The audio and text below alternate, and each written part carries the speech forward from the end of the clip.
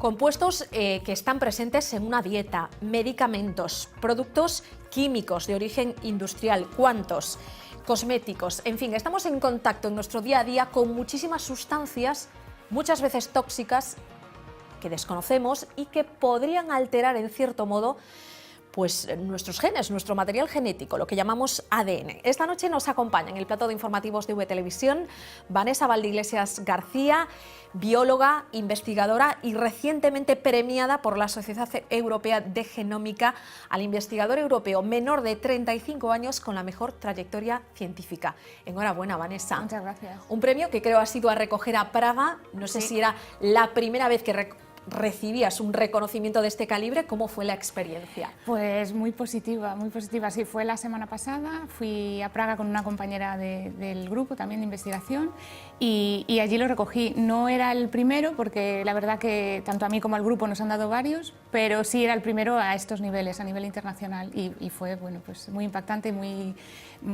muy emotivo también. Además, nosotros encantados de que esos premios vengan a parar aquí, a Galicia, porque tú te formaste aquí en la Universidad de La Coruña. Yo soy gallega, sí. Aquí estás trabajando ahora mismo en un grupo llamado Dicomosa de nuestra universidad. Cuéntanos un poquito a mí y a los espectadores qué hacéis en ese grupo llamado Dicomosa. Pues lo que nosotros hacemos, nosotros trabajamos fundamentalmente en el campo de la toxicología genética y lo que hacemos es lo que acabas de decir precisamente, analizar todo este tipo de sustancias a las que estamos expuestos y analizar los daños que producen o que pueden producir, a veces no los producen, en el ADN y en la célula. A esos niveles, el objetivo final siempre es, claro, la prevención, evitar que esas sustancias o la exposición a esas sustancias causen pues alguna enfermedad o algún problema. Cuando estamos hablando de toxicidad, ¿siempre equivale a hablar de algo dañino o malo, Vanessa? Sí, algo que produce, efectivamente, que produce algún efecto que altera el funcionamiento normal pues, de la célula, del tejido, del organismo y que al final normalmente pues, desencadena pues, una enfermedad, una patología, sí. Tu trabajo se ha ido desarrollando a lo largo de todos estos años, aunque eres muy joven, ya has abordado múltiples facetas. Uno de los primeros elementos con los que trabajaste fue el selenio, a lo largo de varios años, de 2005 a 2007, un elemento esencial para el organismo y que, aunque muchos desconozcan, y ahora nos explicarás, Vanessa, es muy común en nuestra dieta. ¿Dónde está presente el selenio? Sí, bueno, el selenio efectivamente es un elemento que está comúnmente, sobre todo en vegetales, en frutas, bueno, es bastante abundante. El cuerpo lo necesita, de hecho es un elemento traza que le llaman, y el cuerpo lo necesita para su funcionamiento normal. Lo que ocurre es que un exceso de este compuesto, como casi todo, también puede resultar tóxico. Entonces, bueno, cuando hicimos ese estudio, que fue un estudio bastante interesante, lo que queríamos era no estudiar, bueno, descartar la posible toxicidad del selenio en las células y comprobar si ese selenio podía proteger a las células de daño inducido por otras sustancias. ¿Por qué? Porque en ese momento se estaba intentando dar suplemento de selenio en la dieta a gente que estaba enferma, con distintas enfermedades, sobre todo con pacientes de cáncer. Entonces nosotros hicimos un estudio en el que efectivamente demostramos que el compuesto que nosotros utilizamos de selenio no solo no era tóxico, sino que ayudaba a las células a reparar el daño inducido por un agente quimioterapéutico, en este caso la bleomicina. O sea que algo en principio tóxico, depende de la aplicación, digamos, que se le dé, del uso que se le dé, puede ser finalmente algo bueno para nuestro organismo.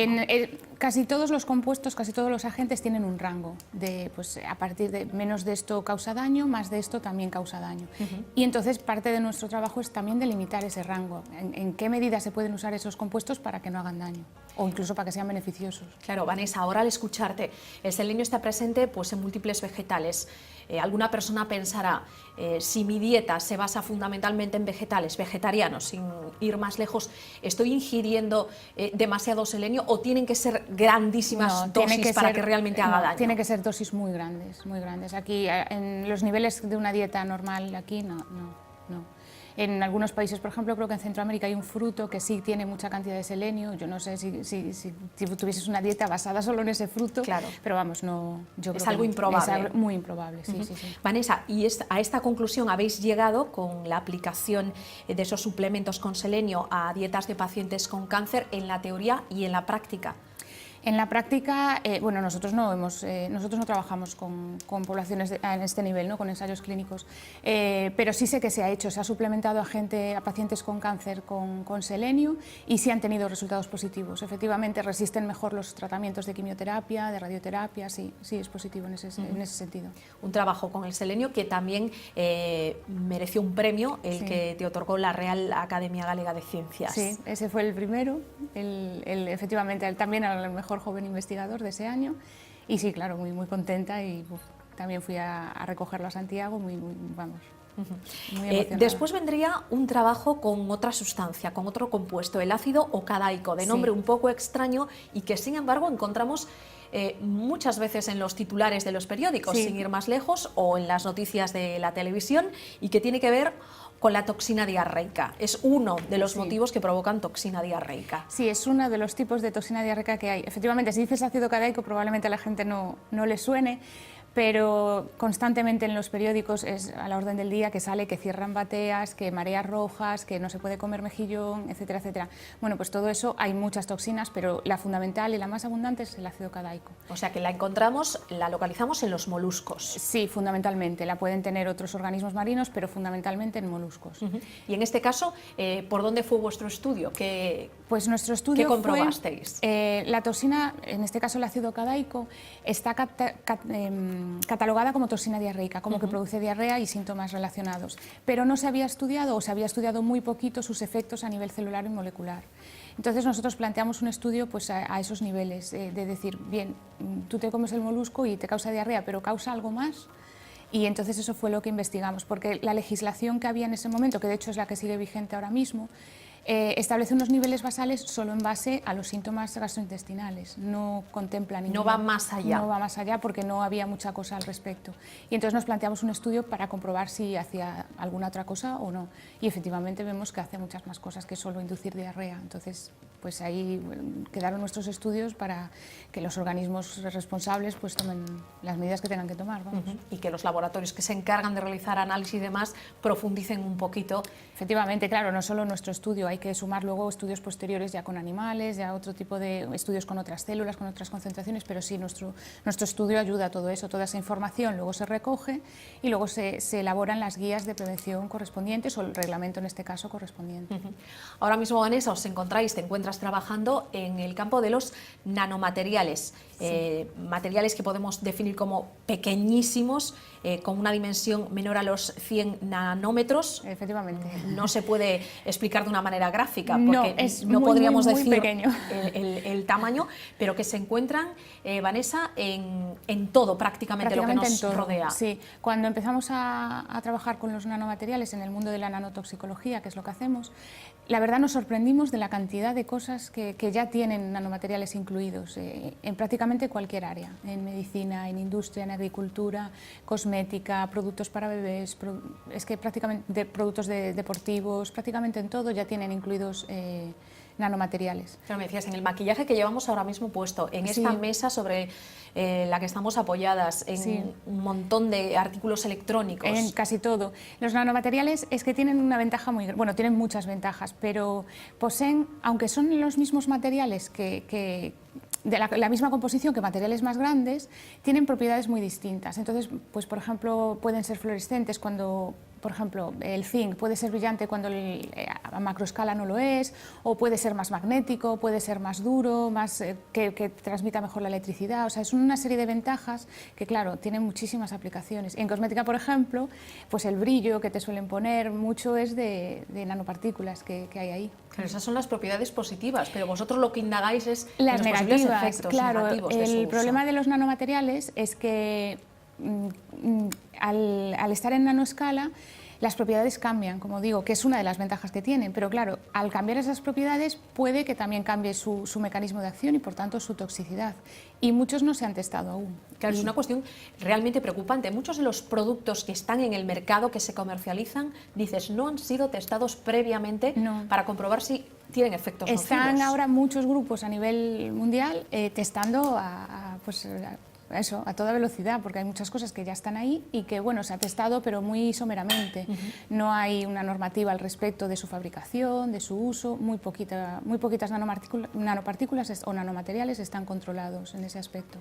¿Qué significa, Vanessa, en la práctica que todas estas sustancias de las que llevamos hablando estos minutos puedan producir algún tipo de alteración en nuestro ADN?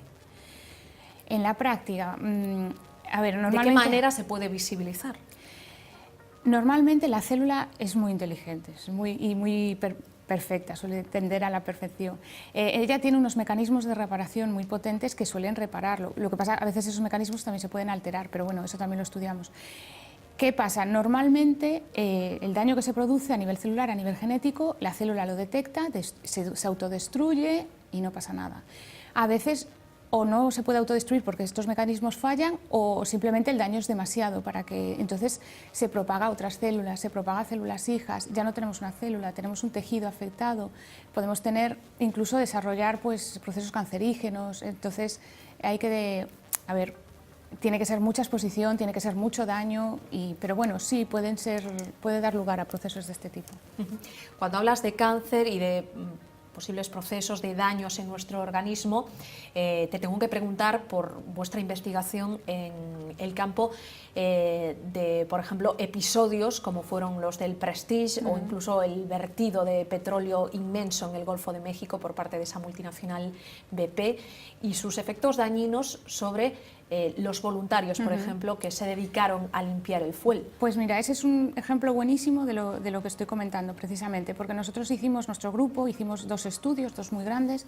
Uno cuando fue el vertido propiamente, en donde recogimos sangre a los voluntarios que recogieron el fuel y analizamos esa sangre buscando si había habido algún tipo de alteración genética como consecuencia de estar expuesto al fuel. Y efectivamente encontramos que sí, que había habido alteraciones. Sobre todo en los voluntarios pues, que no usaban medidas de protección, bueno, en este grupo. Que luego repetimos el estudio, lo repetimos 7 años después y precisamente para ver qué había pasado con ese daño que habíamos encontrado. Y efectivamente en 7 años ya no quedaba daño. Entonces en 7 años pudimos decir que se había reparado, que el organismo en condiciones normales reparó todo el daño y no hay ningún problema. No hubo ningún problema. Productos químicos industriales con los que trabajan en el día a día también muchos agricultores en el campo y que pueden también estar relacionados con determinadas dolencias. Sí. Normalmente eso está bastante más regulado, el tema de los pesticidas, el tema de distintos productos, eso suele tener una normativa ya muy estricta. Pero es lo que te comentaba, a estas normativas se llega porque previamente ha habido unos estudios que han dicho, oye, con esta concentración, con esta exposición, te puede pasar esto. Entonces hay una normativa que lo que hace es controlar esa exposición. Y pasa lo mismo en las industrias, hay unas medidas de seguridad y unos equipos de protección para la gente que trabaja con según qué compuestos, porque previamente ha habido unos estudios de toxicidad. Entonces es a lo que nosotros nos dedicamos fundamentalmente. Tóxicos, Vanessa, que también pueden estar detrás de fenómenos como el descenso de los índices de fertilidad, por ejemplo, no sé si claro, indistintamente en el género femenino y masculino, en la pérdida de calidad del esperma. No es mi campo de trabajo, pero sí, claro, por supuesto que puede estar relacionado. No solo estamos hablando de que puedan inducir procesos cancerígenos al final, son muchas enfermedades, no solo también descenso de la fertilidad, mucho tipo de alteraciones, sí. O sea, que tienen que ver prácticamente con todo. Por eso hay que regularlos y por eso la mayoría están regulados. Y un campo un poco al margen de todo lo que llevamos hablando y en el que también estáis trabajando muy interesante, en este caso el público potencial al que os dirigís serían los ancianos, la tercera edad, que en Galicia supone un amplio porcentaje de la población total y que intenta de alguna manera anticiparse a las señales de deterioro físico o cognitivo de nuestros mayores. Es un estudio que acabamos de empezar, bueno, llevamos un año con él, lo hacemos no solo en nuestro grupo de ICOMOSA, sino en colaboración con el grupo de investigación en gerontología, también de la Universidad de La Coruña, y es un estudio muy interesante. Es otra manera de aplicar los experimentos que nosotros hacemos, los marcadores que nosotros usamos, ya no buscamos toxicidad en este caso, buscamos una serie de marcadores, eso a nivel genético y a nivel molecular, que nos permitan determinar esos estados de deterioro antes de que sean visibles, antes de que, claro, a nivel molecular todo ocurre primero, en la célula todo ocurre antes de lo que luego se ve. Entonces nosotros intentamos encontrar ese algo que nos pueda decir, esta persona va a acabar de esta manera, entonces conociendo esto, te puedes anticipar a todo, a su cuidado, a su dieta, a su ejercicio, o sea, ya puedes dirigir un poco por dónde va a ir esa persona para intentar evitarlo. O si ya empezó el deterioro, intentar incluso, en algunos casos se puede revertir. Claro. No sé si a nivel personal cada uno de nosotros, antes de que lleguen esas guías de prevención y esos sistemas de protección adecuados de acuerdo con los estudios que publicáis, podemos hacer algo para evitar que ese contacto con todas esas sustancias tóxicas no acabe por invadirnos. A ver, casi todas las sustancias tienen su regulación, su normativa. ¿Qué pasa en el caso de los nanomateriales, por ejemplo? Es que se aplica la normativa del mismo material que no es nano. Porque yo no sé si era porque se pensaba que tenía el mismo efecto o no sé por qué fue, pero se aplica la normativa del mismo material sin ser nano. Y lo que se vio es que no tiene nada que ver, o sea que al cambiar las propiedades puede cambiar sus efectos, se pueden colar en células y en sitios que antes no llegaban, porque nosotros, por ejemplo, nos especializamos en el sistema nervioso está muy protegido, porque en condiciones normales no cualquier agente puede entrar en el sistema nervioso, es un sistema importante y está protegido. Sin embargo, las nanopartículas, al ser tan pequeñitas, llegan a él. Entonces, muchas veces no se ha testado qué ocurre cuando llegan al cerebro o al sistema nervioso, qué ocurre ahí. Entonces, en muchas que se ha probado, o sea, se ha testado, se ha visto que no pasa nada, pero en otras se ha visto que pasa algo. Entonces, todo eso hay que mirarlo, claro. Vanessa Valdeiglesias, investigadora, bióloga de la Universidad de A Coruña. Nuestra salud depende de personas como tú, así que felicidades por tu trabajo y a seguir trabajando para evitar todos esos peligros que nos acechan. Gracias. Gracias, Vanessa. Nos marchamos, se quedan como cada noche con Vía V. Volveremos mañana a las 9:05. Adiós.